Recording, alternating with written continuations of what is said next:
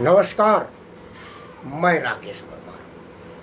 वैसे मित्रों, आज तो सबसे ज़रूरी बात ये था कि दिल्ली में माननीय मुख्यमंत्री अरविंद केजरीवाल जी और उनके सिपहसालार लोग आम जनों को ये कहते हैं कि कोरोना कोई बहुत बड़ी महामारी नहीं है और कोरोना से आपको बहुत परेशान होने की ज़रूरत नहीं है, ये घर में ठीक हो जाने वाली चीज़ है। दूसरा ये कहते हैं कि आपको अगर कुछ हल्की फुल्की हो रही हो तो आप चिंता ना करें और इसके लिए आपको अस्पताल जाने की जरूरत नहीं है। लेकिन यही लोग जब उनके ऊपर आता है तो वो लोग सबसे पहले अस्पताल जाते हैं। 24 घंटा भी नहीं इंतजार करते कि भाई कुछ 24-20 घंटा बीत जाए। वो लोग सबसे पहले अस्पताल जाते हैं, अपने प्रभाव का इस्तेमाल करवाते हैं और डॉक्टरों को डिस्टर्ब करते हैं। आज दिल्ली के स्वास्थ्य मंत्री जिन्होंने दिल्ली के स्वास्थ्य सेवाओं का बेड़ा गर्क कर रखा है, उनको भी पता चला कि हल्दी फूल हल्की सी छींक वगैरह आई थी, वो बेचारे भागे भागे गए थे, लेकिन उनमें कोरोना नेगेटिव पाया गया। वो जो आदमी स्वयं में नेगेटिव है उसमें कोई चीज़ पॉजिटिव हो ही नहीं सकती। वो तो विज्ञान का सिद्धांत है कि अगर नेगेटिव पॉजिटिव में आएगा तो नेगेटिव जल्दी हो जाता है, ये विज्ञान का सिद्धांत है। खैर, उस पर बात करना था। दूसरा और मुझे बड़ा एक ज़रूरी मुद्दा आज था ये जानने के लिए कि जोगी जी का मैं आम तौर पर भगत टाइप का आदमी हूँ। जोगी जी का मैं आम तौर पर भक्त टाइप का आदमी हूँ। मैं अपने आप को जोगी भक्त ही मानता हूँ। इसमें मैं कहीं कोई रत्ती भर भी संदेश नहीं जाता कि मैं उसमें कोई लाग लपाट हो। लेकिन पता न क्यों आज जोगी जी ने जो एक्शन लिया उसमें मैं एक बात नहीं समझ पा रहा हूं कि उसका वजह क्या होगा। उस अफसर को प्रतीक्षारत कर दिए जिन्होंने वो 69,000 शिक्षकों के भर्ती का शायद जांच वाच कर रहे थे, या शायद उन्होंने उसमें कुछ घोटाला पकड़ा था, क्या था मैं नहीं समझ पा रहा हूं। लेकिन जरूर उनमें से उनके साथ कुछ हुआ था जिसको प्रतीक्षारत कर दिया गया है। ये एक चिंता का विषय है। मैं जोगी जी के प्रति बिल्कुल ही आदर, सम्मान और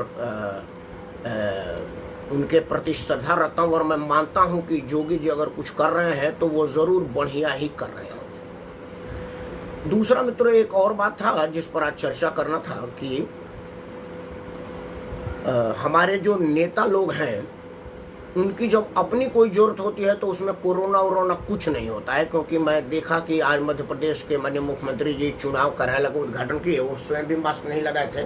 सोशल डिस्टेंस का तो छोड़ दीजिए, कार्यालय का अपना आराम से पूजा किया। पता चला वहाँ राज्यसभा का चुनाव होने वाला है। एक मुद्दा और बड़ा ज़रूरी था जिसमें बात आप लोगों से करनी थी। वो मुद्दा था कि लोकतंत्र में हम लोग जिनको चुन करके भेजते हैं उन लोगों की स्थिति दशा दिशा क्या है।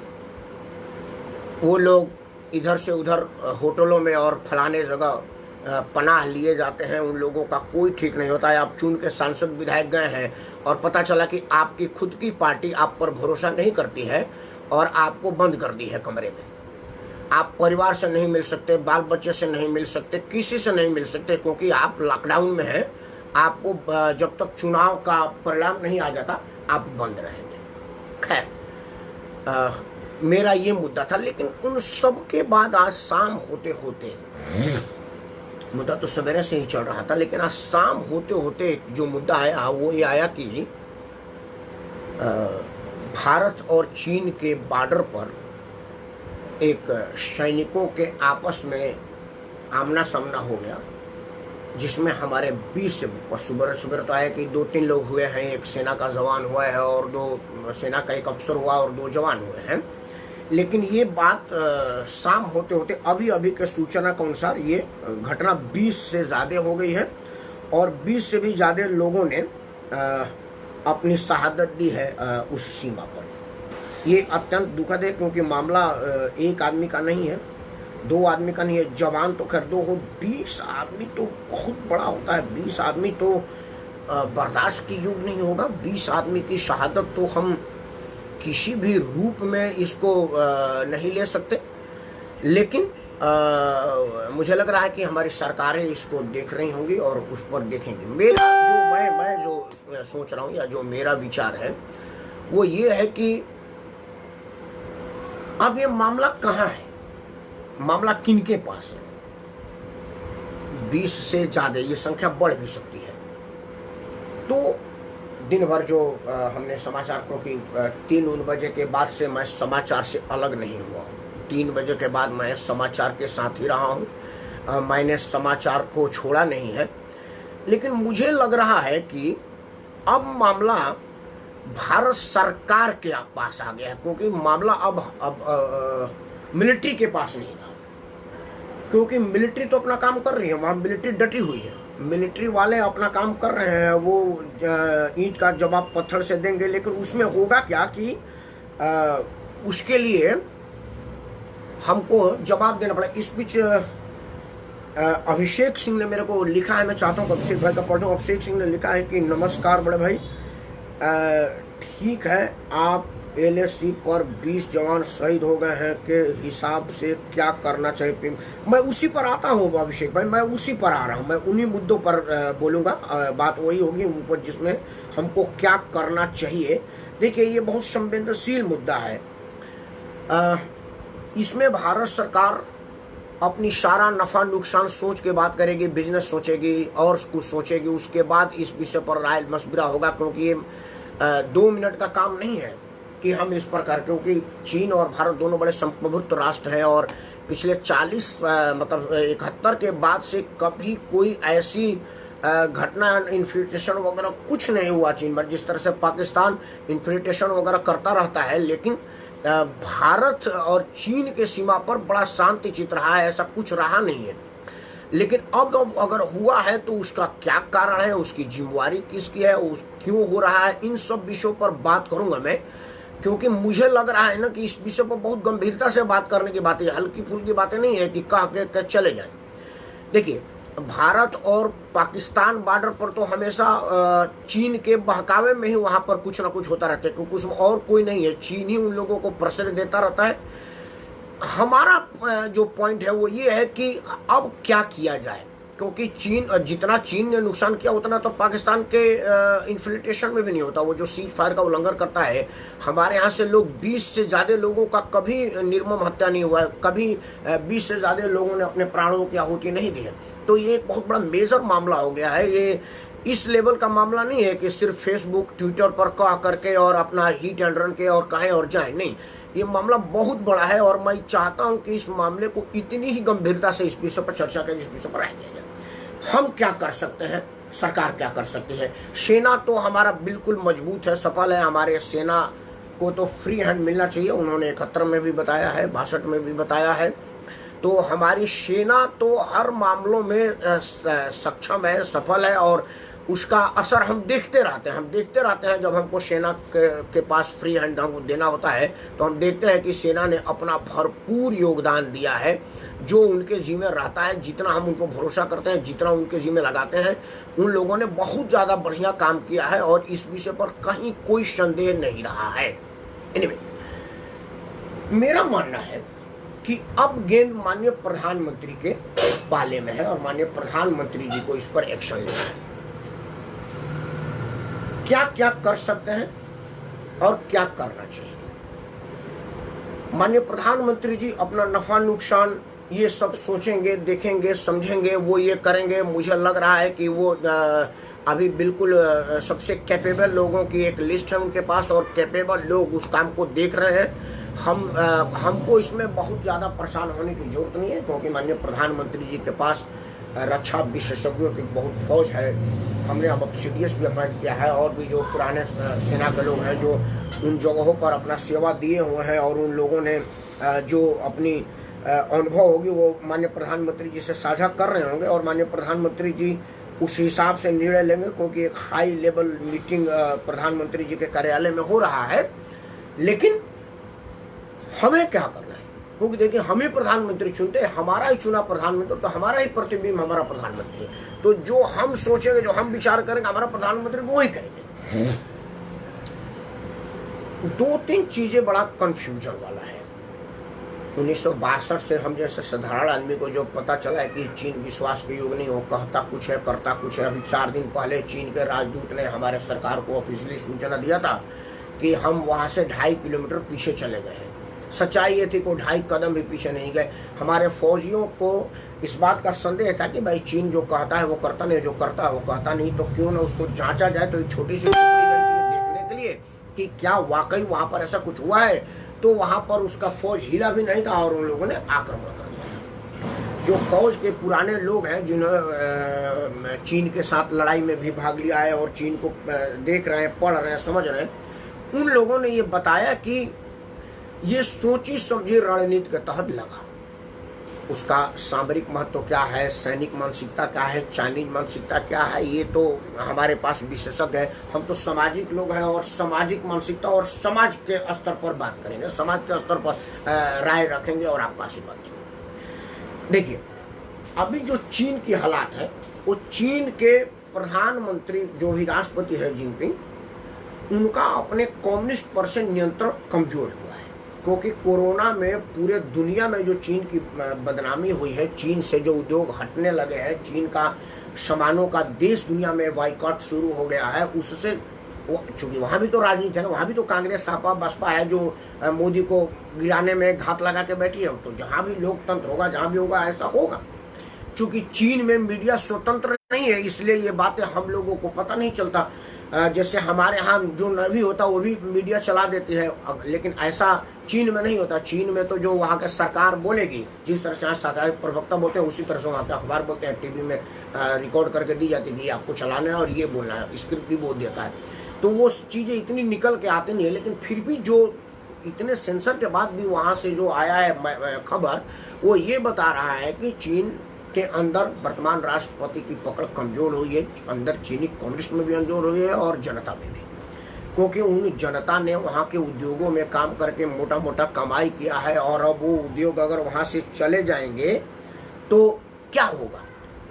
इस बीच आदरणीय प्रेम नारायण द्विवेदी जी ने मेरे को लिखा है, मैं द्विवेदी जी को सादर प्रणाम बोल रहा हूँ। आपने लिखा है कि युद्ध या इसकी आशंका की स्थिति में पुष्ट या आधिकारिक समाचारों को ही सुने और विश्वास। हाँ, मैं यही कह रहा हूँ। मैं युद्ध, देखिए मैं भारतीय समाचार पर तो बात ही नहीं कर रहा। समाचार वाले तो पाकिस्तान को युद्ध चैनल में ही हरवा देते हैं और चीन से झगड़ा करवा देते हैं, मैं उसकी बात नहीं कर रहा। आप बिल्कुल ठीक कर रहे हैं प्रेम नारायण द्विवेदी जी, वो लोग, मैं समाचार की बात नहीं कर रहा, मैं तो स्थिति की बात कर रहा हूँ।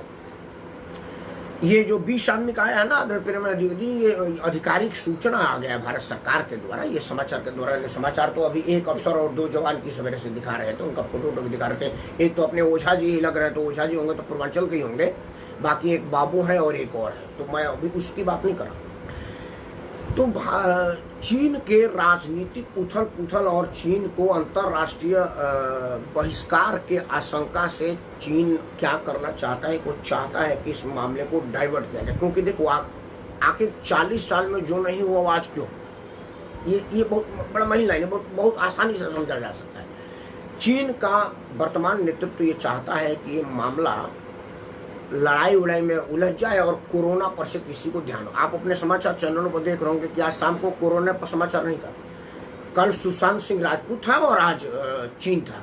क्योंकि हमारे समाचार वालों को मसाला मिले चाहिए, क्योंकि समाचार वाले कहीं बाहर जाते नहीं है, वो तो अपनी स्टूडियो में बैठे रहते हैं और ट्विटर पर देख लेते हैं क्या चीज ट्रेंड कर रहा है और उसी को ये घुमाते रहते हैं। तो मामला आपने देखा होगा कि 3 बजे के बाद सिर्फ चीन था। कल 3 बजे, कल से लेकर के 3 बजे शाम तक सुशांत था। सुशांत का कौन सा साड़ी पहना था, कौन सा पहना था, वो सब दिखा दिया गया। तो हमारे समाचार वालों को कुछ नहीं है, मैं उनके हालातों की बात कर रहा हूँ। तो चीन का नेतृत्व चाहता है कि मामला जिस तरह से हमारे भारत मीडिया में चीन छा गए, कि दुनिया भर के मीडिया में ये छा जाए कि भारत और चीन दोनों लड़ने वाले हैं। क्योंकि अमेरिका, रूस, चीन, जापान, कोई भी दुनिया ये नहीं चाहेगी कि भारत चीन जैसे 2 सामरिक महत्व के लोग और शक्ति संपन्न, परमाणु बम से संपन्न दोनों शक्तिशाली राष्ट्र, एक भौगोलिक क्षेत्र में बहुत बड़ा है तो एक आबादी के क्षेत्र में बहुत बड़ा है, दोनों एक पर एक है, सेनाओं की रणबांकुरेपन में भारत की कोई मुकाबला नहीं है, तो कुछ हथियारों के मामले में चीन का कोई मुकाबला, मतलब दोनों तरफ बड़ा बैलेंस स्थिति है। दुनिया नहीं चाहेगी कि दोनों बैलेंस स्थिति में झगड़ा हो जाए, युद्ध स्तर पर हो जाए। चीन ने कोई बुलेट नहीं फायर किया है, तब भी 20 से ज्यादा लोगों का जान लिया। असल में है क्या कि वहां पर पहाड़ी इलाका है, ऊंचाई पर चीन बैठा हुआ था, वहां से पत्थरबाजी करेगा तो 10, 20, 50 फीट ऊपर से छोटा टुकड़ा भी अगर आपके ऊपर आएगा तो आप घायल हो जाएंगे, जान जा सकती है। गोली तो कई बार लगता है कि अगर कोई बहुत ज्यादा संवेदनशील अंगों पर गोली ना लगे तो आदमी का प्राण बढ़ता है, क्योंकि गोली एक तरफ से जाएगी दूसरी तरफ से निकल जाएगी। अगर वो कोई संवेदनशील अंगों पर ना लगे तो आदमी का जान नहीं जाएगा, बचाव का उपाय है। लेकिन अगर पत्थर उत्थर कहीं लग जाता है तो आदमी का जान जा सकता है, नुकसान कर सकता है। चीन ने ऐसा ही किया। तो चीन का तो एक अपने यहाँ की स्थिति है। दूसरा, चीन कर क्या रहा है? पाकिस्तान से कर ही रहा है। अब नेपाल जैसे इतना राज्य, इतना हमारे गोरखपुर कमिश्नरी इतना पूरा नेपाल है, मतलब हमारे उत्तर प्रदेश का गोरखपुर डिवीजन के सिपाही मारते मारते नेपाल के पूरा फोर्स को ठीक ठाक कर देंगे। लेकिन उसने नेपाल को नक्शा ही बदलवाने तक का मजबूर कर दिया, क्योंकि उसने नेपाल के प्रधानमंत्री ओली को पैसा इतना मोटा दिया है कि भाई देखिए, आपका स्विस बैंक में पैसा जमा करा देते, आपका चाइना बैंक में पैसा जमा करा देते, आप नेपाली जनता को गुमराह करिए। आप देखते हैं कि हमारे यहाँ विदेशों से चंदा लेकर के हमारे राजनीतिक दल लोग हमारे स्टेडियम में हड़ताल करने लगते हैं, धरना प्रदर्शन करने लगते हैं। वो हमारे तो वो चीन के जो नेपाल के अभी प्रधानमंत्री है केपी ओली, उनको चीन ने पूरा मोटा पैसा दिया, उनके निजी फंड में भी दिया है और नेपाल के फंड में भी दिया है कि आप ये करो, नहीं तो चीन के बिना उकसावे बहकावे और प्रशय का नेपाल की हैसियत नहीं है कि वो भारत जैसे संप्रभुत्व राष्ट्र का जमीनें अपने कब्जा करने का, अपनी जमीनें अपने में दिखा ले, इतनी हैसियत में चीन नेपाल है नहीं है। तो नेपाल, चीन क्या करता है कि हमको एक तरफ से नेपाल से भिड़वा दिया, पाकिस्तान से तो भिड़वाता रहता है, और अपना एक मोर्चा खुद खोल दिया, मतलब हमको चारों तरफ से घेर दिया है। अब हम क्या करें? बींगे भारतीय, आपने कुछ नहीं करना, आपने चीनी सामानों का बाइकाट करना है। किसी भी रूप में चीन का कोई सामान की खरीदारी ना करें। अब कई लोग सवेरे से सोशल मीडिया पर आ रहा है कि जी हम तो छोटे छोटे दुकानदारों पर करेंगे। दिल्ली मेरठ का रास्ता जो था वो शंघाई टनल कंपनी को मिल गया है। बिल्कुल ठीक, आप बिल्कुल ठीक कर रहे हैं, मिल गया है। सरदार पटेल की मूर्ति बनाने की भी जिम्मेदारी चीन की कंपनी को मिल गई है। अब देखिए, ये कितना विरोधाभासी है जो हमारे यहाँ लोग ट्विटर खेलते हैं, जो मीडिया में आकर के बकवासबाजी करते हैं। हाँ चंद्रकला जी नमस्कार। उन लोगों की नियति क्या होती है, उन लोगों का सोच क्या होता है, आप इसको समझिए को कहना क्या चाहते हैं, आप उस बात को बढ़िया से समझिए। असल में क्या होता है, वो अर्धसत्य बोलते हैं, वो जो ट्विटर पर बोलते हैं। सरदार पटेल की मूर्ति अंतर्राष्ट्रीय बिल्डिंग थी, एयरपोर्ट अंतर्राष्ट्रीय बिल्डिंग है। ये जो दिल्ली मेरठ जो रोड वो बन रहा है, वो अंतर्राष्ट्रीय बिल्डिंग है। उसमें अंतर्राष्ट्रीय स्तर पर बिल्डिंग दी जाएगी, और जो उसमें अपनी निविदा डालेगा और जिसका टेंडर खुलेगा उसको मिलेगा। उसमें ना तो भारत है, ना चीन है, ना जापान है, ना अमेरिका है, क्योंकि टेंडर पर किसी कंपनी का नाम नहीं लिखा होता, बंद सील का टेंडर होता है। जिसने बढ़िया कोट किया उसको जाएगा। ये अंतर्राष्ट्रीय मानक है, इसमें हम चीन जापान अलग नहीं हो सकते। आपको कई बार पता होता है कि युद्ध की स्थिति में फाइटर प्लेन आप पर बम गिराने जा रहा है, लेकिन अगर उसने तेल की मांग कर दी तो आपको तेल देना पड़ेगा। याद होगा आपको, ईरान इराक लड़ाई में अमेरिकी विमानों को भारत इसी कानून के तहत तेल देने पर मजबूर हुआ। चीन क्या कर रहा है कि चीन गोली नहीं चला रहा है, क्योंकि गोली चलाएगा तो जेनेवा कन्वेंशन का उल्लंघन होगा। कोई और हथियारों का प्रदर्शन नहीं करा, क्योंकि वो अंतर्राष्ट्रीय कानून को उल्लंघन होगा। वो घूसेबाजी पत्थरबाजी का कराता है, ये किसी लाभ में नहीं आता। मतलब आप बंदूक चलाएंगे तब आपको अंतर्राष्ट्रीय युद्ध के नियमों के तहत जवाब देना पड़ेगा। अगर आप कोई और अग्न्यास्त्र का प्रयोग करेंगे तो आपको अंतर्राष्ट्रीय कानून के अंतर्गत जवाब देना पड़ेगा। लेकिन अगर आप पत्थरबाजी करें, घूसेबाजी करें, लात घूस से अगर 100-200 आदमी को मार दें तो जेनेवा कन्वेंशन और किसी विश्व के कानून के अंतर्गत नहीं आता है, जो दुनिया भर की पंचायती है, दो देशों के बीच की पंचायत करते हैं। चीन ने उसी का इस्तेमाल किया। छोटी टुकड़ी देखी, अपने बड़ी टुकड़ी जो घात लगा कर बैठे थे, उन्होंने उस पर धक्का मुक्की किया और ऊपर से पत्थरबाजी हुई और हमारे सैनिक शहीद हो गए। इसी ये हो रहा है। हमको ये बात पता है, हमारा चीन के सेना के बड़े अधिकारियों के साथ मीटिंग हो रही है, हमारा राजनयिक संबंध हो रहे हैं, हमारा राजदूत तो राजदूत संबंध हो रहा है, और हमारा पीपल टू पीपल संबंध भी हो रहा है। इसमें डॉक्टर बख्तियार को मैं नमस्कार बोलता हूँ। डॉक्टर विजय सावकर की सरकार क्या कर रही है, इंतजार कर रहे थे इस दिन का। नहीं, मैं डॉक्टर साहब आपको इसी विषय पर बोलूँगा। आइए ना, कैमरा पर बोलने के लिए बड़ा अच्छा लगेगा, और आप कैमरा पाएंगे तो आपका स्वागत रहेगा। आप इस विषय पर बढ़िया मुद्दा रखेंगे। आइए डॉक्टर साहब अगर कैमरा पाना चाहेंगे तो। एनीवे, मैं ये कह रहा था कि डॉक्टर साहब बख्तियार का मैं बात बोलूँ कि देखिए, सरकार इसमें कहीं नहीं है। 40 साल से 1971 के बाद से चीन के साथ कोई इन्फ्लेशन वगैरह कहीं कोई ऐसा हरकत नहीं हुआ है। अभी इसलिए हो रहा है कि अंतर्राष्ट्रीय स्तर पर चीन की बदनामी हो रही है, चीन के अंदर चीन का विरोध हो रहा है, उसका सरकार कमजोर हो रही है, राजनीतिक उथल पुथल का शिकार हो रहे हैं चाइनीज नेतृत्व, चाइनीज का राष्ट्रपति। तो वो दुनिया का ध्यान भटकाने के लिए वो सोच रहे कि चलो भारत के साथ जरा बल दे दे, 10-20 आदमी घायल होंगे, अंतर्राष्ट्रीय मार्ग मीडिया में जाएगा, कोरोना लोग भूल जाएंगे। ये राजनीतिक चाल है वहाँ के चीन के राष्ट्रपति की। बाकी वो राजनीतिक स्तर पर बात कर रहा है, मेजर जनरल स्तर पर बातचीत हो रहा है, कमांडर स्तर पर बातचीत हो रहा है, ब्रिगेडियर स्तर पर बातचीत हो रहा है, जनरल स्तर पर बात हो रहा है, सरकार टू सरकार भी बात हो रहा है। तो इसमें वो चीन बात करते रहता। चीन का हमेशा से ध्यान रखेगा। जब चीन के राष्ट्रपति आए थे ना महाबलीपुरम में, मोदी से मिल रहे थे, तो चीन का एक टुकड़ा ढोकलाम में उस वक्त आमने सामने हो गया था, क्योंकि उसको पता है कि चीन के राष्ट्रपति आए तो मीडिया थोड़ा संकोच करके तब तक वहाँ कुछ काम कर लो। चीन बड़ा ही वो है, कम्प्लीटेड है, उसका समझना बहुत आसान है। लेकिन चीन ये भूल रहा है कि ये भारत 1962 वाला भारत नहीं है, क्योंकि 62 में हम अभी नए नए आज़ाद हुए थे। हमको आज़ादी के जो दीवाने हैं उन लोगों को ठिकाने लगाना था, उसमें अपना लाइन बढ़ाना था। जो लोग आज़ादी के लड़ाई में है थे, कहीं वो सत्ता की मलाई में ना आ जाए, हमें उन लोगों की व्यवस्था करनी थी, हम उसमें व्यस्त थे। तब तक चीन आकर आक्रमण कर दिया। अभी नरेंद्र मोदी है, नरेंद्र मोदी को किसी को ठिकाने लगाने की जरूरत नहीं, क्योंकि जो लोग हैं वो ठिकाने लग चुके हैं। नरेंद्र मोदी के पास विशेषज्ञ है, नरेंद्र मोदी के पास पूरी विशेषज्ञ लोगों की टीम है। किन लोगों को ट्विटर पर गाली देना है, किन को फेसबुक पर जवाब देना है, किन को सोशल मीडिया पर जवाब देना है, कौन सा नेता राजनीतिक कद बढ़ा रहा है तो किसके बेटे के माध्यम से किसी पुलिस ऑफिसर के ट्रांसफर की फाइल आगे बढ़वाने की झूठी टेपर चला देनी है, कोई बड़ा नेता जो प्रधानमंत्री की दावेदारी हो रहा है उसकी कौन सी फर्जी कंपनी हो उसका बिल आगे करा देना। नरेंद्र मोदी के पास पूरी टीम है, मोदी जी को इसमें कुछ नहीं करना। मोदी जी खाली बैठे हुए हैं कंसल्टेंट करने के लिए। तब सवाल आता है कि हमारे माननीय प्रधानमंत्री जी पूरी विदेश यात्रा करते थे, तो विदेशों के साथ इतना सामंजस्य नहीं बैठा पाए कि हम चीन को अंतर्राष्ट्रीय स्तर पर दबाव बना सके।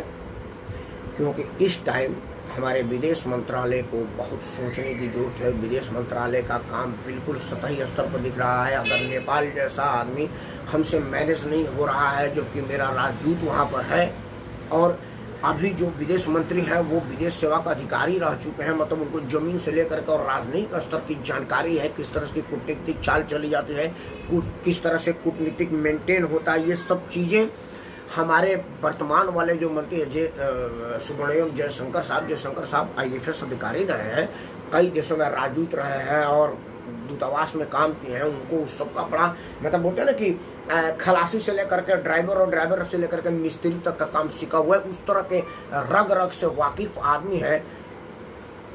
डॉक्टर साहब कनेक्शन क्यों नहीं हो रहा? मैं देख रहा हूँ कनेक्शन तो हो रहा है, दो चंद्रकला जी का दिखा रहा है वीडियो आने का, आपका क्यों नहीं दिखा रहा है? मैं समझ में नहीं आ रहा।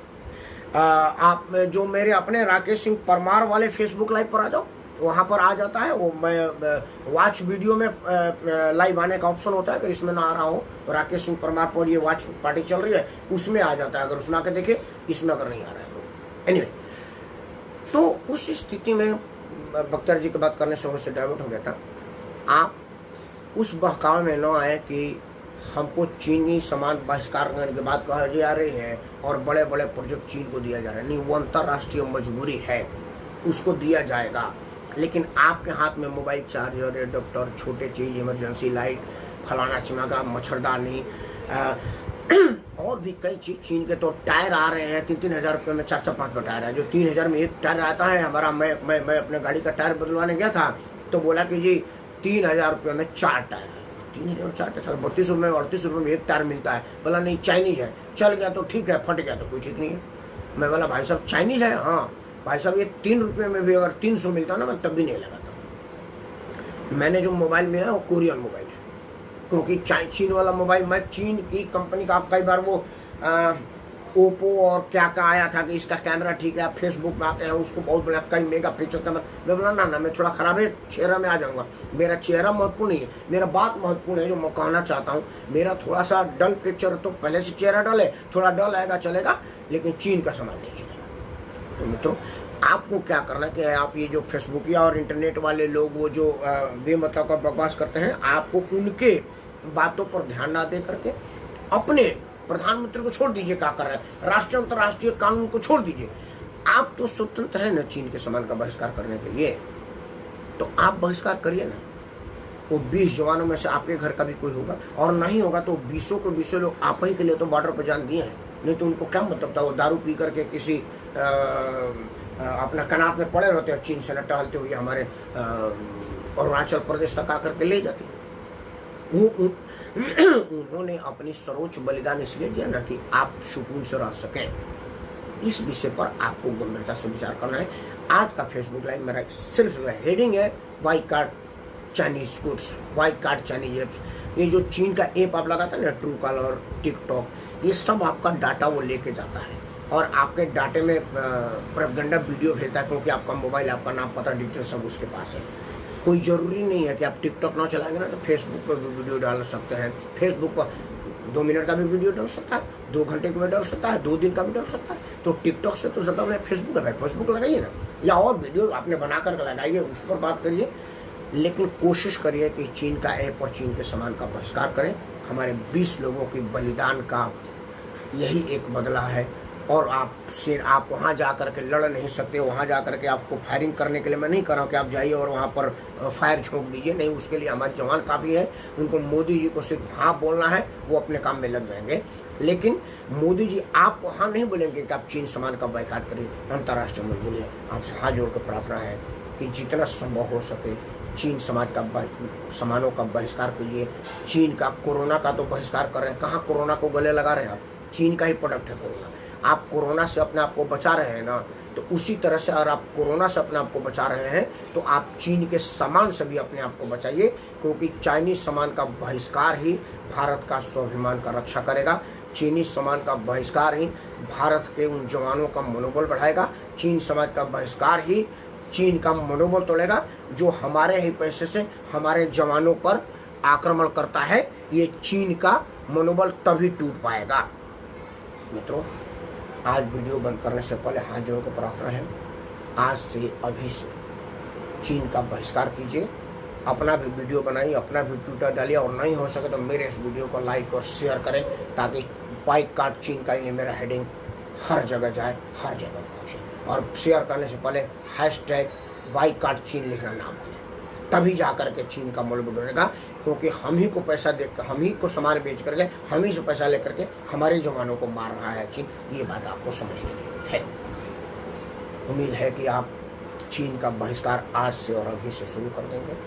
इन्हीं मनोकामना, इन्हीं समय के साथ वैश्विक बीमारी कोरोना हारेगा, हिंदुस्तान जीतेगा और आप सबका मनोबल बढ़ेगा। आप सबको जय श्री राम, वंदे मातरम, भारत माता की जय। जय जवान और जय जवान।